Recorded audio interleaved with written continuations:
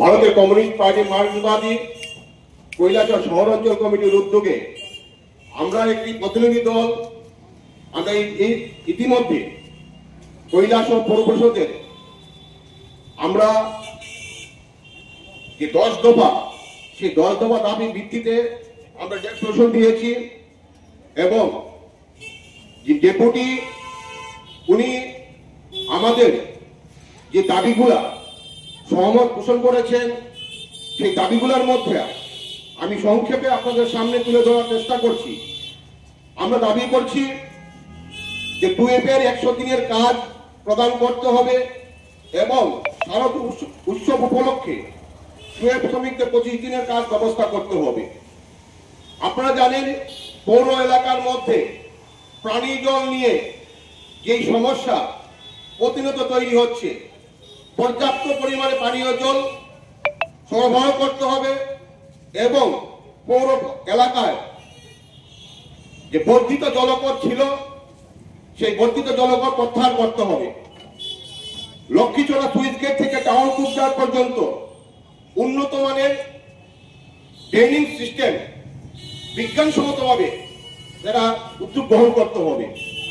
শহরে মিনি মার্কেটের যে আবর্জনা আমরা দেখি এটা প্রতিনিয়ত যে সাফাই করার কথা ছিল প্রতিনিয়ত হয় না, যার ফলে সাধারণ মানুষ সেটার থেকে একটু রোগ ভোগের যে সংক্রামক তৈরি হতে হবে, তার জন্য প্রতিনিয়ত পরিষ্কার করে রাখার জন্য আমরা আবেদন করছি।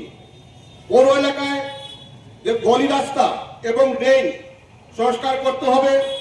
শহরের যে স্ট্রিট লাইট আমরা লক্ষ্য করতে পারি 17টা ওয়ার্ড, সেই 17টা ওয়ার্ডের স্ট্রিট লাইটের কারণে কিছু অপ্রীতিকর নেশাগ্রস্ত যুবকরা এর ফায়দা নিয়ে বিভিন্ন জায়গার মধ্যে চুরি ডাকাতি হচ্ছে এবং অসামাজিক কাজ সংগঠিত হচ্ছে। আবাসন যোজনায় ঘর প্রাপকদের বকেয়া কিস্তি দ্রুত প্রদান করতে হবে এবং পৌর এলাকা প্রস্তাবিত নতুন বৈদ্যুতিক শ্মশান ঘাট দ্রুত সম্পূর্ণ করতে হবে এবং সর্বশেষ যেটি আমাদের পৌর এলাকা নির্মাণ যে বাঁধের কাজ, সেই বাঁধের উপর আমরা দেখেছি কিছুদিন আগে আমাদের এখানে যে ওয়াটার রিসোর্সের তত্ত্বাবধানে যেখানে মাটি ফেলে নিয়েছিল, সেখানে দেখা যায় যে এখন এমন এমন অবস্থা হয়েছে যে সাধারণ মানুষ যদি কোনো একটা আগুন লাগে বা অসুস্থ হয়, একটা অ্যাম্বুলেন্স যাওয়ার যে সেখানে অ্যাম্বুলেন্স বা ফায়ার ব্রিগেড যাওয়ার মতো ব্যবস্থা নেই।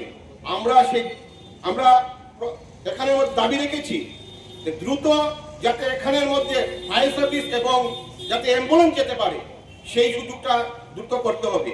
এই কয়েকটি দাবি আমরা 10 দফা দাবি রেখেছি। এই 10 দফা দাবির উপরে আমরা আগামী দিন যতদিন যে দাবিগুলা পূর্ণ না হচ্ছে আমরা লড়াই করব এবং আগামী দিন লড়াই জারি থাকবে।